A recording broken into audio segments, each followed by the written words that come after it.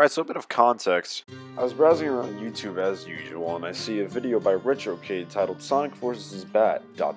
Ooh, that's always a good sign. But at first I didn't think much of it. It was just a usual opinion video, leave them be. But then I noticed the word in the thumbnail, objectively. As in, not influenced by opinion or personal feeling. Now my interest was piqued. Alright, now to avoid an overly long video, I'm going to be responding to a reply to a response that I made to the video. I had already replied what I'm going to say in a comment, but it was long and I guess I didn't read it. Though to be fair, I did kind of go overboard my giant essay there, so I don't blame him. He told me it'd be better to make a response video, so here we are. Now this being the case, if you're curious about the origin of both of these comments, this video will be linked below in the description.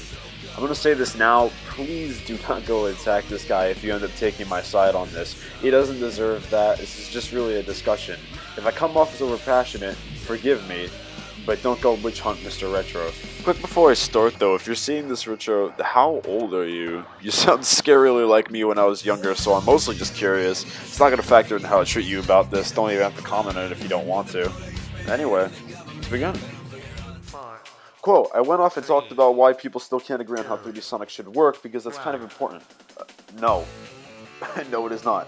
Not to your video about Sonic Forces. Whether or not people can agree about what style works means nothing to the supposed objective quality of a game because it's all subjective.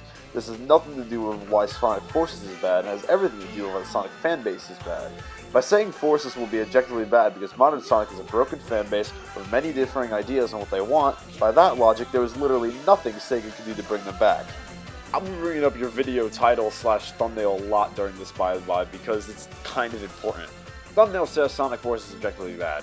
If this is truly related to why Sonic Forces is bad, then why am I not seeing the connection? You can talk about how the Sonic, as a fan base, is bad all you want. But if you name your video to be about Sonic Forces, it would be much appreciated if it's bringing up relevant features like this. And here, you give me something important. This video is about 3D Sonic. You've admitted it.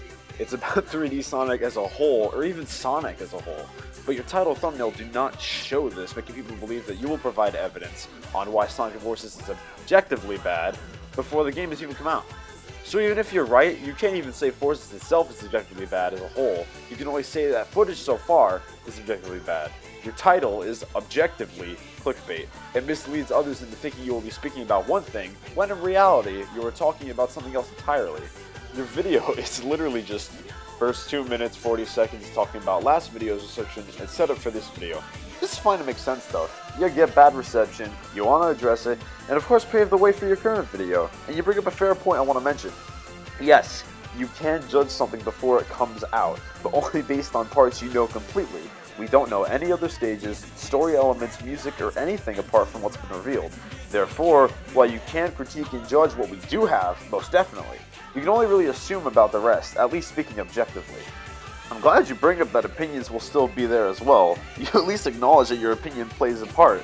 But you do seem to be misguided on how much of this isn't objective, but is rather that little bit of subjectivity you said it would have. From this point onward to about 8 minutes in, you're bringing up your opinions, keyword, opinions, about games and talking about the fanbase and how it's broken, but has barely anything to do with Forces. For the rest of the video after, you talk properly about Sonic Forces, about damn time by the way, but you again just mention what you personally think of what we got. At no point do I see you even make a case about Forces' objective quality, or at least whatever you think that means. I do like your point about the fanbase's differing opinions though. It's not that most of us are indecisive, it's that there's just so many different breeds of fans within the community that it's hard to keep track of who's talking. Glad that this at least somewhat is being realized. Quote, I counted Lost World because some people liked that more than Adventure and the Boost and thought that worked best, and that was counting towards what broke the fan base. Yeah, same thing can be said about a lot of Sonic games. Some people will enjoy 3D Blast better than any of the classics. Some people will enjoy Black Knight better than any of the modern games. Some people will enjoy X game over Y game for various reasons. Which of the games one will like better than the others is all subjective. My reasoning here is that counting these spin-offs and side games as pillars is useless and adds nothing more than artificial groups that are not as large as you're making them out to be. Adventure, while it can be a pillar, is not really a currently relevant one because it's not a gameplay style that Sega and Sonic Team would ever feasibly go back to, therefore making it irrelevant in the grand scheme of things. I could be wrong. Their next game after Forces could be an adventure-styled one, but as it stands, they have absolutely no reason to even think of using that style again because of the backlash their last adventure-style game had gotten, this game being Sonic 06.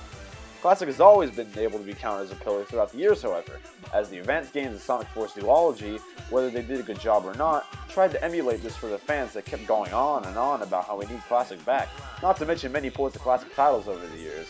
This, however, cannot be said for adventure-style games. They were just left behind with only a couple ports to certain systems. In fact, since this is about objectivity and subjectivity, I think you need a lesson on the two.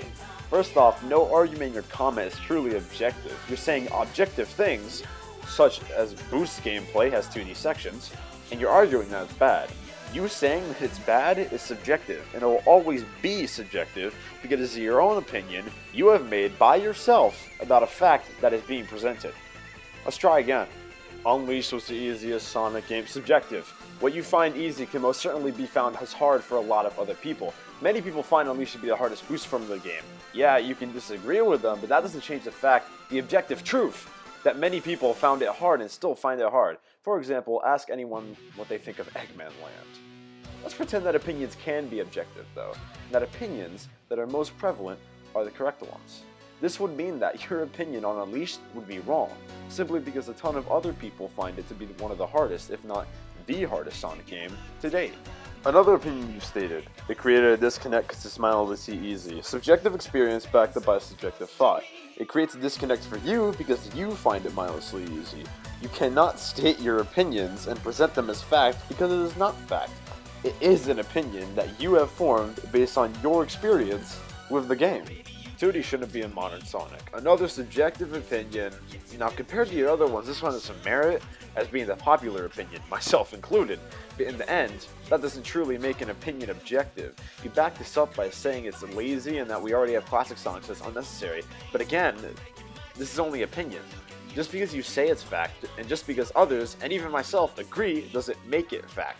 Point of this is not to bash your opinions, but to get you to understand that your opinions are not fact. This is not an objective take on why Forces will be bad, it's a subjective take on why Sonic is bad. And honestly, these reasonings are still rather weak. You're not providing any proof that could be a substance or that could actually change anyone's mind. Or at least, not change mine after analyzing it.